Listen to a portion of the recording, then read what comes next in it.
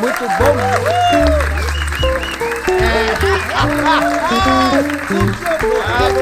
É por aí, é por aí. Yeah! Mas é isso aí, cara. Muito bom. Vai, show de bola! Muito bom.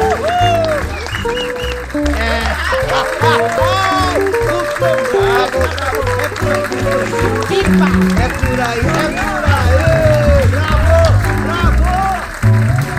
Virgínia, que bom que você veio, Virgínia! Nossa, que legal te ver! Puxa, quanto tempo! Eu tava doido para conversar com você sobre os livros, sobre sua música, sua viagem para a Europa, que você ficou um tempão lá. Que legal! Me conta, como é que estão as coisas? Muito bom, tio. Eu aqui estou muito contente de vir aqui, voltar para esse porão do Seda aqui, que é uma delícia, com esse monte de boneco, com esse monte de coisa que eu adoro aqui. Também estava com muita saudade, estou muito feliz de estar aqui conversando com você. Nossa, é muita coisa, né, para falar, mas me conta suas aventuras literárias, por exemplo. vou começar falando desse livro aqui, então. Você tá vendo, né? Eu trouxe aqui o livro para você ver, esse exemplar. Eu tenho ele aqui. Eu tenho autografado. Eu fui no lançamento. Oh, muito legal. Então, só que antes de ser um livro, isso foi uma pesquisa que eu fiz na universidade. Foi um trabalho de mestrado. Qual universidade, querida? Na Universidade de São Paulo, na USP. Legal. E qual curso que você fez? Um trabalho de mestrado, eu fiz faculdade de História, né? E embora eu tenha sempre tocado, sempre tenha feito música, o que me interessava mesmo era conhecer a história das coisas, conhecer o passado das coisas. E como eu tocava, eu queria conhecer a história da música, a história dos músicos, né? Eu adorava tocar choro, eu tocava flauta transversal. Então, olha só, eu queria te perguntar isso aí, porque choro, flauta transversal, me lembra do Pixinguinha. E aí? E aí eu me interessei muito por a história do choro e pela história do Pixinguinha, que é uma figura sensacional, fenomenal, um dos maiores chorões que já teve no Brasil. E então era uma pesquisa de mestrado. Eu fui conhecer um pouco a história desse músico, né? Como que ele concebia aquelas melodias maravilhosas. E aí eu acabei chegando nos arranjos. Pixinguinha não é só compositor. As pessoas conhecem o Carinhoso, as pessoas conhecem Rosa, as pessoas Ele conhecem... é um arranjador maravilhoso, né? Um arranjador incrível, né? Exatamente, um grande arranjador. E eu fui, então, escutar esses arranjos do Pixinguinha. E aí eu vi que ele era não só um grande arranjador, mas ele tinha uma escuta muito aberta. Ele captava, né, como se fosse uma antena.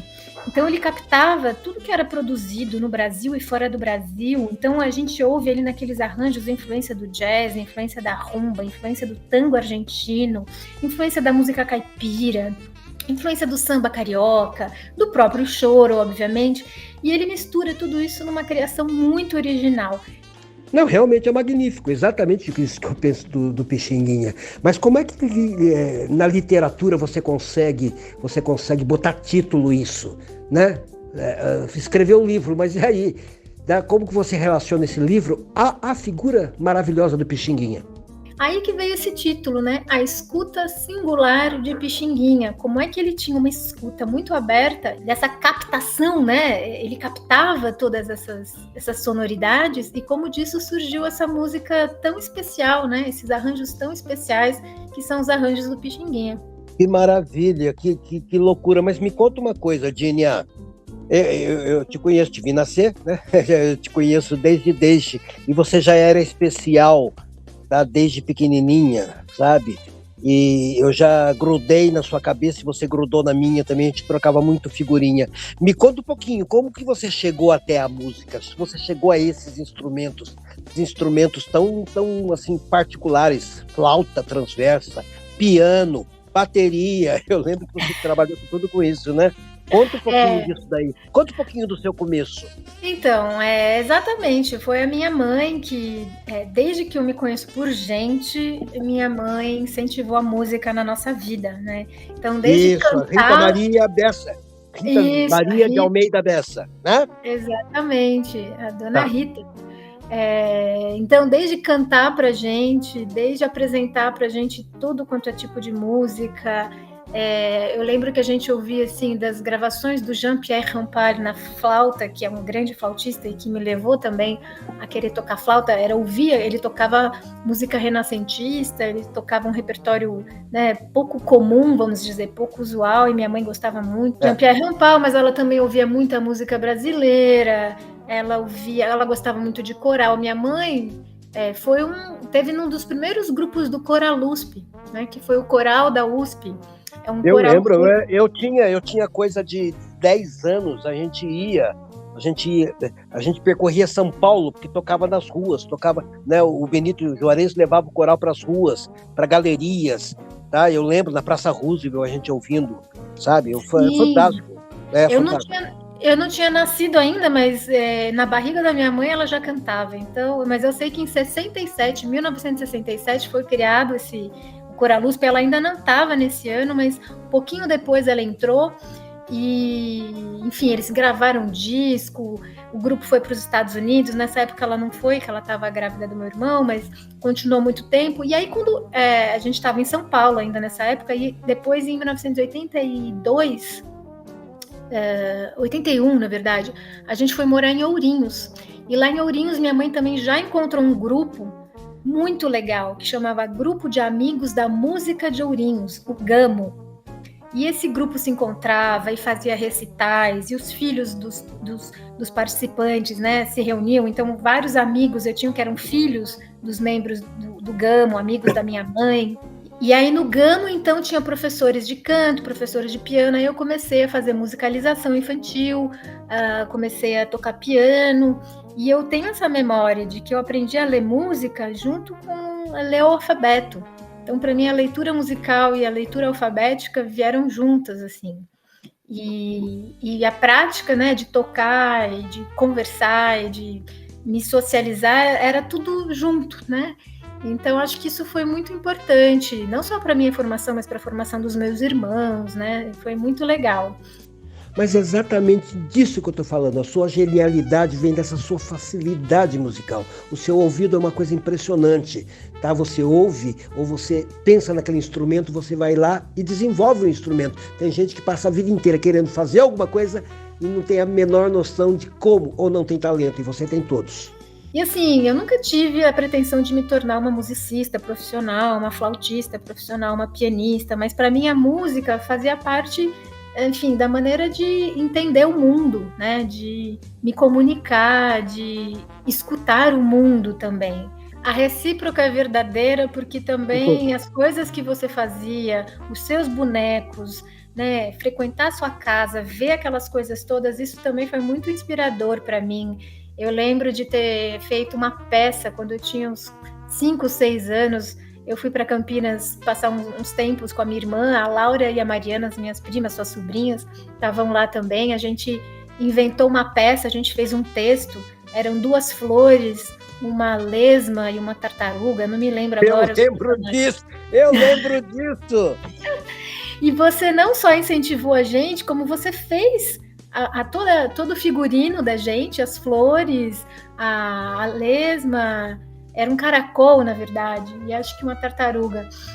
E aí você fez o cenário também, levou uma cortina, e a gente... Que pena que naquela época não tinha celular, a gente não gravou isso, né? Isso ficou só na memória, mas acho que recuperar isso da memória também é sensacional, né, tio? Caramba, eu lembro disso. E sabe o que é legal? É que você topava, e você instigava, e você organizava, você criava o texto, criava a coreografia. Eu lembro que você botava todo mundo para dançar, para falar, para interpretar. Era fantástico, sabe? Eu sou seu fã. Era muito bom mesmo, eu tenho excelentes lembranças, e acho que foi uma infância assim, muito rica, né? Eu com as minhas primas. Demais. Porque a gente tinha espaço, isso é uma coisa legal que os meus pais incentivavam sempre, que era esse espaço da criação, né? O espaço de fazer as coisas assim, fora do comum, fora do dia a dia, fora daquilo que era pedido para a criança fazer. Então, sempre teve muito incentivo. Eu lembro que se eu fizesse um desenho, uma coisa que meu pai achasse interessante, ele já pegava. Eu lembro que uma vez eu peguei e comecei a fazer uns círculos vários círculos, assim, de várias cores, sobrepostos. E eu achei, para mim, aquilo era uma brincadeira, não tinha nada demais. E quando meu pai viu, ele falou: Nossa, que desenho legal! Vamos recortar, vamos fazer não sei o que.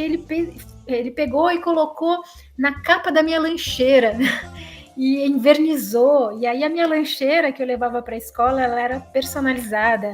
Ela tinha os desenhos que eu mesma tinha feito. E eu achava isso muito legal, assim. Na verdade, na época, eu até achava um pouco estranho, porque eu era muito diferente dos meus colegas, eu me sentia meio, enfim, às vezes até deslocada por conta dessas loucuras da família. Assim. Meio Mas Sheldon hoje. Cooper. Meio Sheldon Cooper, não é verdade? Pois é, e hoje olhando para trás, eu vejo, nossa, que experiência fantástica que meus pais me proporcionaram, né? Pois é, né? Vale a pena ser louco. Tá? E a gente tem que começar na família, porque é uma maneira da família desculpar a gente, é essa loucura criativa. Isso é magnífico, né? Nossa, e todo mundo que conhece a família, o Dirceu, meu companheiro, quando vai para Campinas, ele sempre comenta: Nossa, como a sua família é legal, porque vocês se juntam e de repente vocês começam a cantar, de repente vocês começam a rir, a fazer piada, a contar coisas. Tem uma interação muito, muito gostosa, né? Isso quem está de fora percebe mesmo. Mas fala mais de você, do seu crescimento, da sua formação. Como é que foi trabalhar na USP? Então, eu fui fazer história, né? Eu fiquei muito em dúvida na época do vestibular. Na verdade, eu entrei em duas universidades. Eu entrei em música na Unesp, que é em São Paulo também, ali na Barra Funda. Na época ainda era lá no Ipiranga. E entrei em História na USP. E fiquei muito em dúvida. Mas como eu gostava muito de ler, e eu já tocava, eu já conhecia essa coisa da música, e eu não me via como musicista profissional, eu falei, não, eu vou fazer História, que eu quero entrar nesse universo. Mas aí, durante a faculdade de História, eu sempre procurei estudar música. Então, todo o trabalho que eu ia fazer de final de curso, eu pegava um tema da música. Então, história contemporânea, século XX. O meu trabalho final foi sobre Arnold Schoenberg, né? A história do Schoenberg. Schoenberg, que tem o famoso Pierrot Lunaire, né? Exatamente, eu fiz um trabalho, porque ele toca até metade da música ao contrário, não é verdade? Ele fazia, na verdade, ele espelhava, fazia retrógrado espelhado, então ele fazia uma série e depois ele era o salvador da música, não é verdade? Exatamente. O Pierrot Lunaire ainda não é nesse método dodecafônico. O Pierrot Lunaire está na divisória entre esse atonalismo livre, que é a primeira fase dele, e depois o dodecafonismo, que é quando ele estrutura desse jeito aí. Desculpa te interromper, mas já te interrompendo, o seguinte, conta para as pessoas o que é dodecafônico, porque dodecafônico eu entendo que são as 7 letras e mais as 5 que são as bemóis e o sustenido, né? Mas explica para as pessoas o que é dodecafônico, por favor. Então, dodecafonismo é isso, é essa técnica de composição em que o compositor trabalha com os 12 sons que tem dentro de uma oitava. Então, uma oitava é um espaço entre um dó e o outro dó, né? Dó, ré, mi, fá, sol, lá, si, dó. Essas são as 7 notas, né? Só que entre essas 7 notas tem aquelas notas pretinhas. Se a gente pega a tecla do piano, o teclado do piano, as 7 notas que a gente sempre canta são as brancas, né? De dó até dó. E as notinhas pretas em cima, que são mais 5, né? São bemóis e sustenidos. Então, o dodecafonismo pega esses 12 sons, mas não tem nenhuma hierarquia entre eles, né? Na música tonal, que é a música que a maioria de nós pratica, e que é a música popular, e que é a música folclórica, etc., a gente tem a tônica, que é a nota de repouso, né? No caso da escala de dó, dó é sempre um repouso, né? Sol é uma tensão, né? Dó, ré, mi, fá, sol, lá. Aí o si prepara para o dó. Si, dó. Então, tem sempre uma relação de tensão e repouso em função dessas hierarquias entre essas notas. Mas, enfim... Tá vendo só? Por isso que eu tô conversando com você. Porque você explica tudo. Vai lá. Na verdade, não começa em nota nenhuma. Começa na nota que você quiser, né? Porque é só uma referência, né? Você pode, né? Escala de sol começa em sol, a escala de dó é em dó, a escala de ré em ré. Mas a gente usa a de dó porque a gente tem sempre o piano como uma referência, e a escala de dó é a escala, né, de dó maior com todas as notinhas brancas. E a escala de lá menor começa em lá e também tem todas as notas brancas. Né? As outras escalas a gente vai ter que colocar os sustenidos, né, e os bemóis para elas terem a mesma... As notas pretas. Que são as notas pretas, exatamente, as notas pretas do piano, para elas terem a mesma estrutura, né, a mesma relação de intervalos que é a escala de dó maior, a gente vai acrescentando essas notinhas pretas. Mas o dodecafonismo, o que ele faz? Ele trabalha com essas 12 notas, né, que tem dentro de uma oitava, mas sem nenhuma hierarquia entre elas. Então, cria-se uma série de 12 notas e depois você vai variando essa série. Então, você faz ela de trás para frente, você faz ela espelhada, né, invertida, né, enfim, tem uma série de técnicas para você ir trabalhando. Que é o que o Schoenberg fazia, né? Exatamente, é uma criação. O Pierrot Lunaire, ele vai, que eu tenho o Pierrot Lunaire aqui, e ele vai até a metade da metade, ele faz espelhada, ou seja, ele toca ao contrário. É uma loucura isso.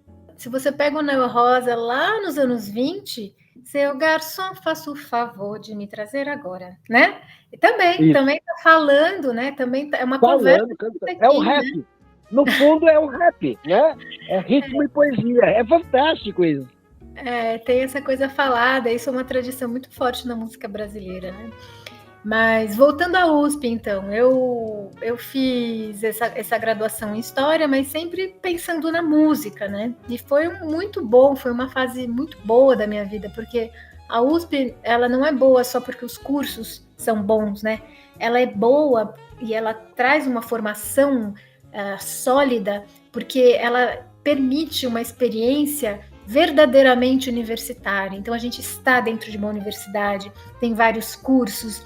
Então, eu conheci as pessoas da arquitetura, da FAU, eu conheci as pessoas da ECA, que é a Escola de Comunicações e Artes, tinha os outros cursos da FEFELESH, a FEFELESH é a Faculdade de Filosofia, Letras e Ciências Humanas, então lá, além de História, tinha Geografia, Ciências Sociais, Antropologia, Letras, então foi uma experiência realmente muito legal. E aí, quando eu terminei a graduação, eu falei, não, eu quero fazer mestrado e quero trabalhar com música, né? Então, eu comecei a fazer esse mestrado sobre Pixinguinha e senti falta de uma formação teórica mais sólida. Então, eu fiz vestibular de novo e enquanto eu fazia o mestrado na História, eu fiz uma segunda graduação em música na ECA. Então, eu era mestranda na FEFELESH e fazia graduação em música na ECA, que é a Escola de Comunicações e Artes. Isso também foi muito legal, porque permitiu um diálogo muito bacana entre a história e a música, entre as ciências humanas e a música.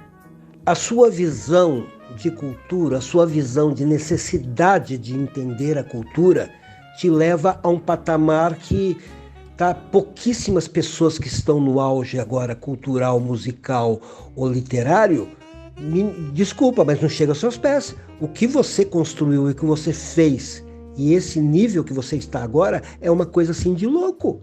É uma coisa que pouco se vê no Brasil. Então, aí foi isso. Foi uma experiência universitária maravilhosa. Aí depois do mestrado, eu fui fazer um doutorado também na História. E aí eu abri um novo nicho de pesquisa, porque... uma das experiências que o Pixinguinha teve na vida dele, como eu já falei, né, foi a de arranjador para o teatro.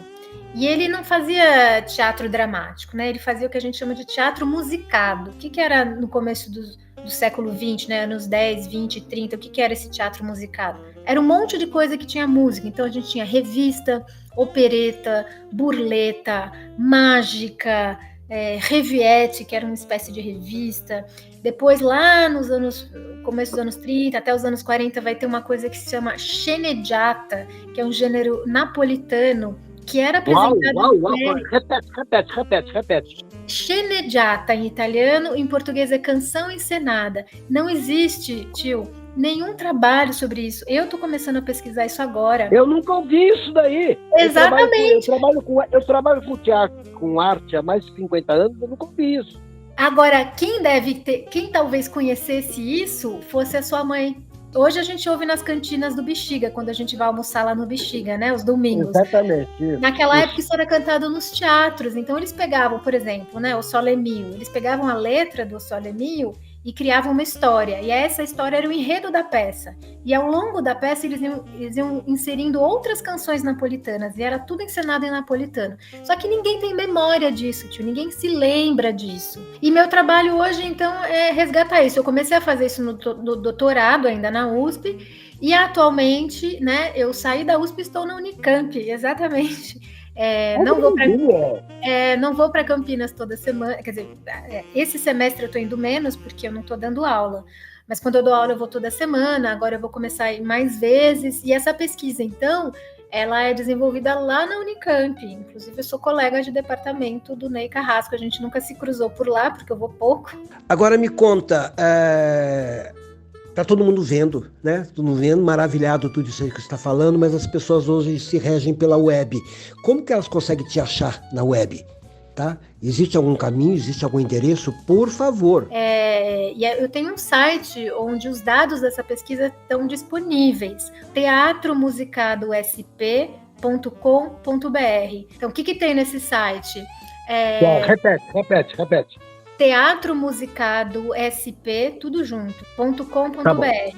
Nesse site tem os dados dessa pesquisa que eu fiz no doutorado. E o que eu fiz nessa pesquisa? Eu fui para a imprensa, nos jornais de época, desde 1 de janeiro de 1914 até 31 de dezembro de 1934. Eu olhei todos os dias as colunas teatrais dos principais jornais de São Paulo, Estado de São Paulo, Correio Paulistano, Folha da Manhã e Gazeta, um ou outro que eu ia encontrando no caminho.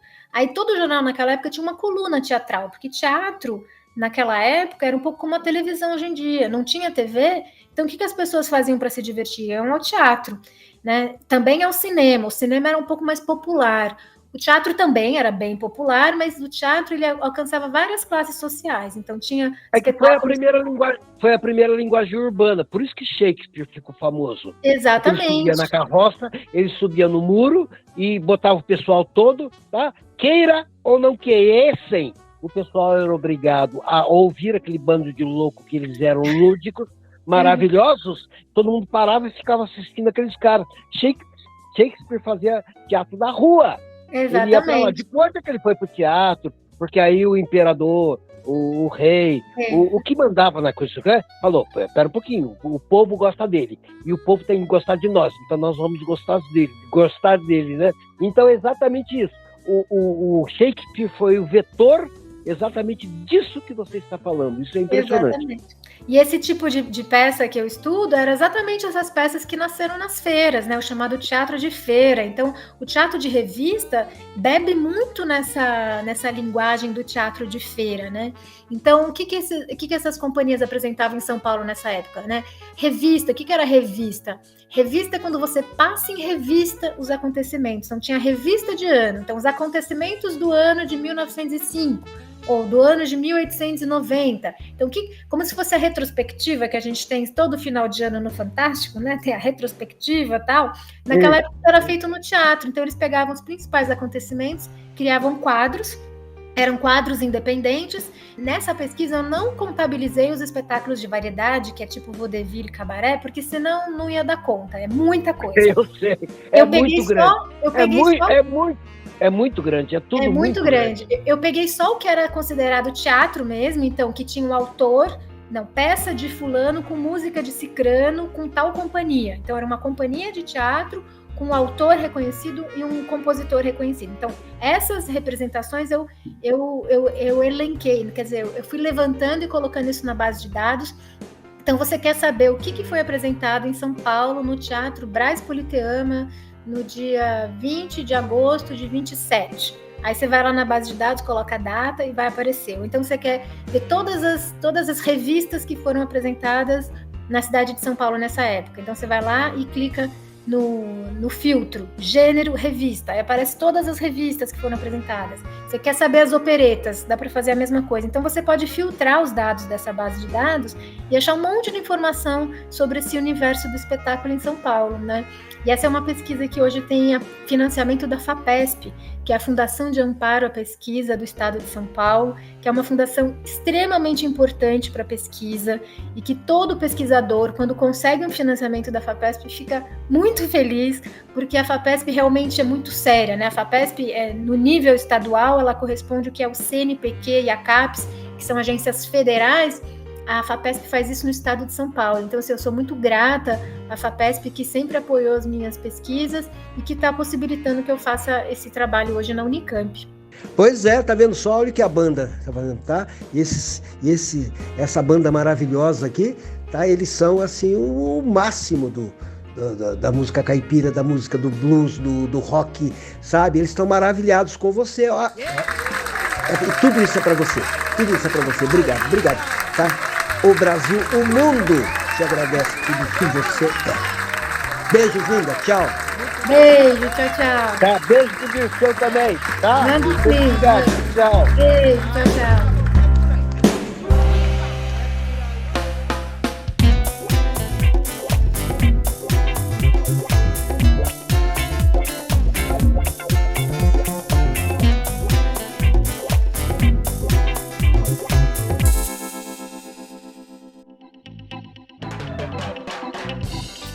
A Amazônia tem tanta coisa legal, né?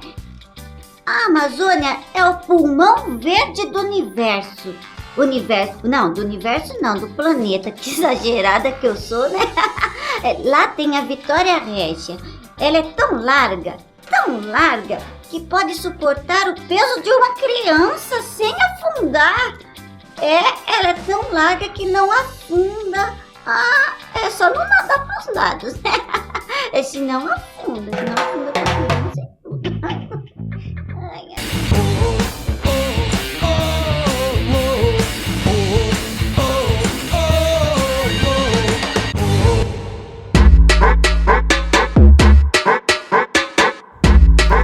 Tava aqui, eu tenho certeza que eu deixei aqui aquele fone de ouvido chique no último, que eu achei aqui largado às traças, mas era uma coisa tão boa. Ai, minha Nossa Senhora dos Desesperados, faz eu achar esse fone, pelo amor de Deus. Ô doida, o que você tá fazendo? Você me destruiu a oficina, você tirou tudo do lugar. Ô Jesus, oi. Destruiu o que já tava tudo destruído olha isso aqui. Olha o que me fiz da minha mesa sumiu. E agora, você tirou todos os meus EVAs, tava na ordem do Pantone, meu Deus do céu. Na ordem que tava tudo uma baderna isso aqui, Jesus. Isso aqui, panetone. Panetone, se você tivesse me dar um pedaço de panetone, que panetone, tô com fome. Peraí. Não é panetone, é Pantone. Pantone, tá? Pantone é um gráfico de cor, tá? Universal, que onde... Eu tô explicando essas coisas pra você. Você não tem a menor noção do que eu tô falando. O seguinte, por que você tá mexendo em tudo isso aqui? Por que você tá mexendo nesse negócio todo aqui? Ô, Jess, deixa eu te falar um negócio, tá? Primeiro que noção eu tenho sim, tem bastante noção, tá bom? Tem um monte de noção lá em casa, eu passo tudo no corpo pra ficar bem perfumado, tá? Outra coisa. Me fala o que você tá procurando, criatura, o que acontece? Ó, outra coisa, eu tô procurando aquele fone de ouvido chique no último que eu achei aqui um dia jogado às traças, tá me entendendo? Às traças, tá? Um fone de ouvido maravilhoso que pega a sinfonia até lá do outro planeta, até de Marte. Ai, meu Deus do céu, pera, fica quieto. Deixa eu pensar. Peraí, você mexeu no aparelho de áudio da web da Crix. Meu Deus do céu, ela tava procurando isso. A Crix tava procurando isso. Ela tava procurando o aparelho dela. Ninguém põe a mão nesse aparelho, só ela tem um ciúme visceral disso. Não. Que Crix que é? Quem que é Crix? A Crix é a nossa... Crix é a nossa cientista residente, ela trabalha comigo aqui em efeitos especiais. Residente da onde, Jéssica? Eu tô residindo nesse lugar aqui, eu nunca vi Crix. Não é esse tipo de residente. Eu não sei porque eu tô explicando as coisas pra você. Você não pode mexer nisso. Isso aí, a Crix, ela ganhou de um amigo dela há muito, mas muito tempo lá atrás, mas bem lá atrás mesmo. sabe? É uma coisa extremamente especial. Ela levou aproximadamente 40 anos pra regular esse aparelho. 40, muito mais do que isso. Mas então, é por isso que tá com uma regulagem muito boa. Não precisa falar pra ela, passa pra ela a informação. Tá com uma regulagem muito boa. Pega todas as rádios aqui do Brasil, do mundo, eu acho. Não tem nada a ver com rádio, minha criatura. Ela é uma cientista. Ela trabalha com... Ela trabalha com o mundo todo. Ela trabalha com todas as agências espaciais. Ela trabalha com vários planetas. Ela conversa com o pessoal que está chegando em planetas. Inclusive, sabe, viagem pra Lua, essa coisa. Não sei porque eu tô te explicando isso aí. Mas você não pode mexer. É um aparelho extremamente sensível, o aparelho dela. Se você desregula isso... Aliás, eu acho que você já desregulou, ouvindo aquela música tranqueira que você tava outro dia aqui. Ô, Jazz, desregulado tá o seu pensamento, o pensamento dessa Crix aí que conversa com o mundo inteiro. Onde já se viu um negócio desse? Desregular estão vocês, tá bom? E me dê licença que eu vou trabalhar e vou achar esse fone em outro lugar, tá bom? Ai, Jesus. Tchau pra vocês. Volta aqui, criatura, você não vai deixar essa bagunça toda aqui. Eu vou ter que arrumar isso agora. Essa desvirtuada mexeu no equipamento dela. Esse equipamento ela ganhou de um amigo, ela me falou, sabe, da época do Oppenheimer. Não sei, nossa senhora, ela viaja no tempo, porque ai meu Deus do céu, o que eu faço agora? Meu Deus, eu preciso botar tudo em ordem e eu preciso achar esse aparelho, porque senão a Crix vai me matar. E vai matar essa doida, né? Vai matar essa doida, ela estala o dedo, a outra desaparece, ou então se transforma num sapo, porque, meu Deus do céu, deixa eu cuidar disso.